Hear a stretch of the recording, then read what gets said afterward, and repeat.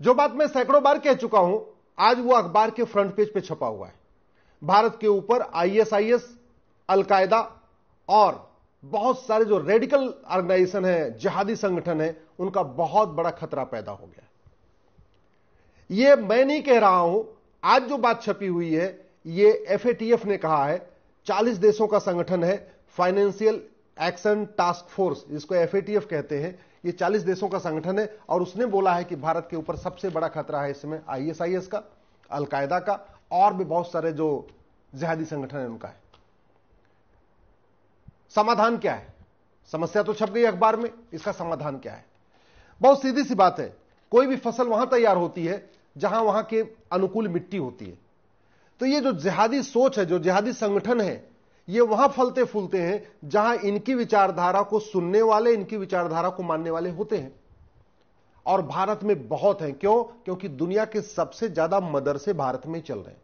अब मदरसों में वही बात पढ़ाई जाती है जो आईएसआईएस कहता है, मदरसों में वही बात पढ़ाई जाती है जो अलकायदा कहता है, मदरसों में वही बात सिखाई जाती है जो जिहादी संगठन कहते हैं, मदरसों में वही बात सिखाई जाती है जो दुनिया भर के कट्टरपंथी मौलवी हैं, चाहे जाकिर नाइक टाइप के लोग हैं या और भी दुनिया टाइप की, वो जो कहते हैं वही बात मदरसों में सिखाई जाती है। और पकड़ा भी जा चुका, कितनी सारे मदरसों में हथियारों का जखीरा पकड़ा जा चुका है। बहुत सारे मदरसों में आपको जो है अलग अलग किताबें पकड़ी गई हैं। अभी एक मदरसे में पकड़ा गया जहां कहा जा रहा था कि न भारत को मानना है, न भारत की संस्कृति को मानना है, न भारत का त्योहार मानना है, न भारत की परंपरा को मानना है, सब कुछ विदेशी स्टाइल में रहना है। और आप देख भी लीजिए, जो मदरसे के बच्चे होते हैं उनकी वेशभूषा विदेशी होती है, उनकी सोच विदेशी होती है, उनका खान पान का तरीका विदेशी होता है, उनकी बातचीत की जो भाषा होती है विदेशी होती है, त्योहार मनाते हैं विदेशी तरीके से, रहते भारत में है लेकिन कुछ भी भारत का नहीं मानते, वंदे मातरम कहना भी हराम मानते हैं, भारत माता की जय बोलना भी हराम मानते हैं, सब कुछ विदेशी होती है। इसलिए मैं कह रहा हूं, अगर भारत को बचाना है तो हमें कानून बदलना होगा। मैं बार बार आपको कह रहा हूं, जुलाई 1947 में लोगों ने सोचा नहीं था, आडवाणी जी ने, जेठमलानी जी ने, मनमोहन सिंह ने, इंद्र कुमार गुजराल जी ने, कि अगस्त में उनको भागना पड़ेगा और अंत में भागे। ऐसे ही दिसंबर 89 में कश्मीर के लोगों ने सोचा नहीं था कि जनवरी में उनको भागना पड़ेगा कश्मीर छोड़ के, और भागे। अभी 2024 के जुलाई में बांग्लादेश के हिंदू, जैन, बौद्ध, सिख ने सोचा नहीं था कि अगस्त में उनके साथ क्या होगा, लेकिन हो रहा है।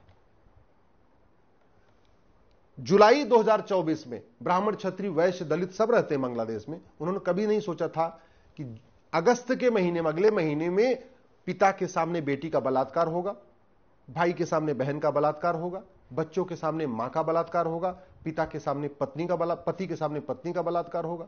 और हुआ। जुलाई 2024 में बांग्लादेश के लोगों ने सोचा नहीं था कि उनके घर पे कब्जा हो जाएगा, उनके मकान पे कब्जा हो जाएगा, उनकी दुकान पे कब्जा हो जाएगा, उनके खेत पे कब्जा हो जाएगा, उनके खलिहान पे कब्जा हो जाएगा, उनकी गौशाला पे कब्जा हो जाएगा, उनके शोरूम पे कब्जा हो जाएगा। और हुआ। और किसने किया? जमातियों ने।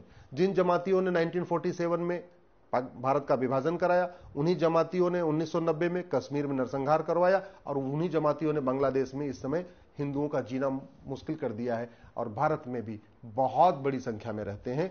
इसलिए मैं कहता हूं, अगर भारत को बचाना है तो सबसे पहले ये जो राइट टू एजुकेशन एक्ट है इसको बदलिए, इसमें इक्वल जोड़िए, राइट टू इक्वल एजुकेशन लागू करिए। 10वीं तक यानी 6 से 16 साल तक one nation one syllabus, one nation one curriculum, one nation one education board. अगर मदरसा चला, अगर मिशनरी स्कूल चला, अगर मैकाले स्कूल चला, भारत नहीं बचेगा। मैं बार बार कह रहा हूं, भारत खत्म हो जाएगा।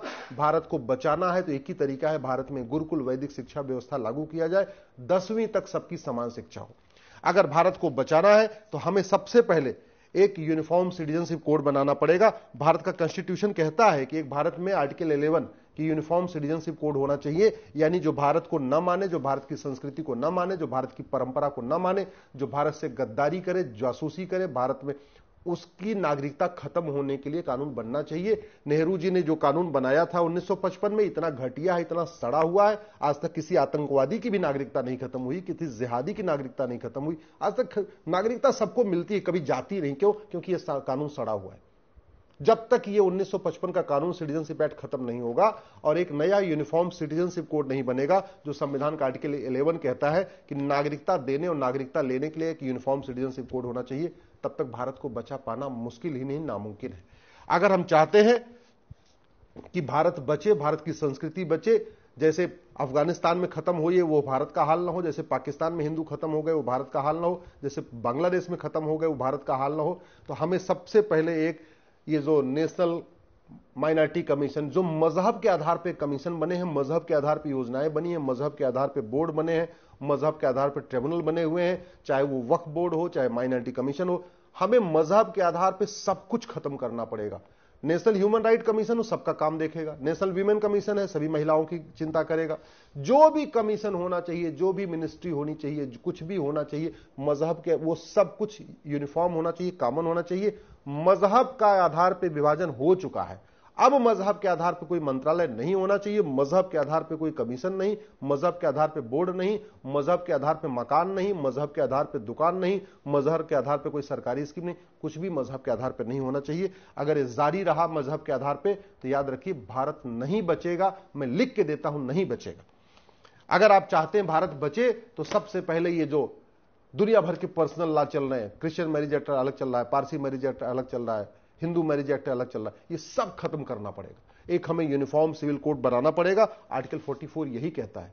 इसका मतलब अगर सबसे पहले समान शिक्षा, फिर समान नागरिक संहिता, इसको लागू करना नितांत आवश्यक है, जिससे सबकी सोच एक जैसी हो। जब तक सोच एक जैसी नहीं होगी तब तक ISIS अलकायदा जो चाहता है उसका वो अपने आप में सफल हो जाएगा। जो वो करना चाह रहा है उसको यहां पे उपजाऊ जमीन मिल रही है, ऐसे लोग मिल रहे हैं जो इस तरीके से सोचते हैं। अगर हम भारत को बचाना चाहते हैं तो ये 1946 का जो फॉरेनर एक्ट है आपको दिख रहा होगा, इसको खत्म करना पड़ेगा। भारत में अब तक 5.5 करोड़ से ज्यादा घुसपैठिए आ चुके हैं। उसका मूल कारण एक घटिया कानून 1946 का फॉरेनर एक्ट। आज तक किसी घुसपैठिए की न 100% संपत्ति जब्त हुई, न किसी घुसपैठियों को आजीवन कारावास फांसी हुआ, न किसी घुसपैठिए की नागरिकता खत्म हुई जिन्होंने कागज बनवा लिया है। क्यों? क्योंकि 1946 का कानून महाघटिया है, इसलिए इसको भी आपको बदलना पड़ेगा। भारत में जो सबसे बड़ा तरीका अपनाया गया है भारत के यंग जनरेशन को बर्बाद करने के लिए, वो है ड्रग। स्वाभाविक सी बात है, आप किसी बच्चे को नशेड़ी बना दिए तो उसको वो भूल जाएगा कि भारत के सामने क्या खतरा है, भारत के सामने।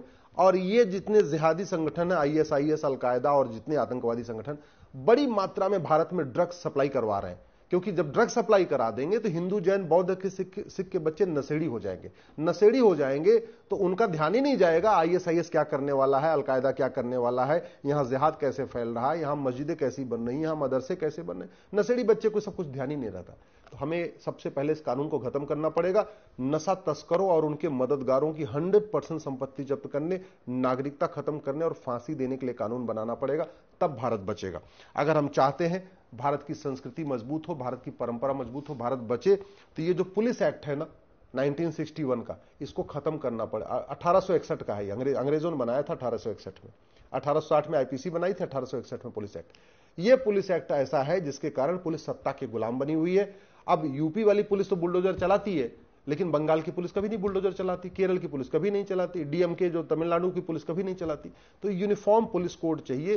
पुलिस को स्वतंत्र बनाना पड़ेगा, पुलिस को निष्पक्ष बनाना पड़ेगा और पुलिस को यह अधिकार देना पड़ेगा कि वो अपराधियों के ऊपर कहर बन के टूटे। अभी पुलिस सत्ता के गुलाम बनी है और उसका मूल कारण है 1861 का पुलिस एक्ट। अगर हम चाहते हैं कि भारत बचे, भारत की संस्कृति बचे और फटाफट न्याय हो, जल्दी जल्दी न्याय हो। भाई दो ही तरीका होता है किसी भी देश को, शिक्षा में संस्कार हो, कानून का खौफ हो। न भारत में शिक्षा में संस्कार है, न भारत में कानून का खौफ है। शिक्षा में संस्कार इसलिए नहीं है कि मैकाले शिक्षा, मिशनरी शिक्षा, मदरसा शिक्षा आज भी चल रहा है। वो सारे एजुकेशन सिस्टम जो गुलामी वाले, जो मुगल खोल के गए थे मदरसे, वो आज भी चल रहे हैं। जो अंग्रेज खोल के मैकाले स्कूल, मिशनरी स्कूल खोल गए, आज भी चल रहे हैं। CBSE बोर्ड आज भी चल रहा है। और दुर्भाग्य देखिए, भारत के सबसे एलिट क्लास अपने बच्चों को CBSE बोर्ड में पढ़ाना चाहता है, जो अंग्रेजों ने शुरू किया था 1929 में। इस भारतीय न्याय, हमें एक one nation one penal code लागू करना पड़ेगा और जो दुनिया भर के कानूनों का मकड़ जाल है ना, उसको मर्ज करके हमें एक कानून बनाना पड़ेगा। अमेरिका में ऐसा ही कानून है। अमेरिका में जो फेडरल पिनल कोड है ना, ये देख रहे होंगे, आपको काफी मोटा दिख रहा होगा। ये वहां पे अलग से कोई कानून है ही नहीं है। 150 चैप्टर है, 150 अपराध है। तो थानेदार के लिए भी आसान है, कांस्टेबल के लिए भी आसान होता है एफआईआर दर्ज करना, थानेदार के लिए जांच करना आसान होता है, वकील साहब के लिए भी अच्छा होता है, एक ही किताब लेके जाना है, और जज साहब के लिए भी अच्छा एक ही किताब पढ़ना। हमारे देश में 50 घटिया कानूनों का मकर जाल चल रहा है, इसको बदलना पड़ेगा। अगर भारत को बचाना है तो हमें सबसे पहले अपनी भारतीय साक्ष्य संहिता, एविडेंस कोड एक नया बनाना पड़ेगा।